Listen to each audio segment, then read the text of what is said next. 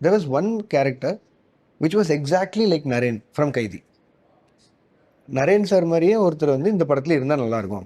இப்போ நரேன் சார் மாதிரி யாரா போடுறது, நரேன் சாரையும் கைதிக்கு போட்டோமே அப்படின்னு சொல்லி பேசிகிட்டு இருக்கும்போது, எக்ஸாக்டாக அன்றைக்கி ஈவினிங் டீ சாப்பிட்டு இருக்கும்போது நான் சொன்னேன், why not Naren, why not a crossover, ஏன் இந்த கேரக்டர்ஸ் இது பண்ணக்கூடாது? ஃபஸ்ட்டு சொல்லும்போது என் ஏடிஸ்க்கே யாருக்குமே அது ஃபஸ்ட் சுத்தமாக புரியல. ரெண்டாவது இது எதுக்கு அதை பண்ணும், புதுசாக போகலாமே அப்படின்னு யோசிச்சுட்டு இருக்கும்போது இல்லை, அப்போ நான் சொன்னதான் இல்லை இல்லை இல்லை, let's bring back all the characters and let's make a crossover film. Again it also deals with a kid's emotion and also deals with say no to drugs. Let's make it, let's club it அப்படின்னு சொல்லி ஆரம்பித்து பேசினதான். Initially my ED said no to this, ED said no to this and வெங்கின்லாம் என்னோட he said no bro, இது எப்படி work ஆகும் எனக்கு புரியல, நீங்கள் பேசுறதே புரியல, ஹவு கம் கிராஸ் ஓவர், யார் வந்து அப்போ நாளைக்கு விக்ரம் பார்க்கணும்னா அவங்க கைதியில் பாட்டு வரணும், திஸ் ஆல் ஹேப்பன்.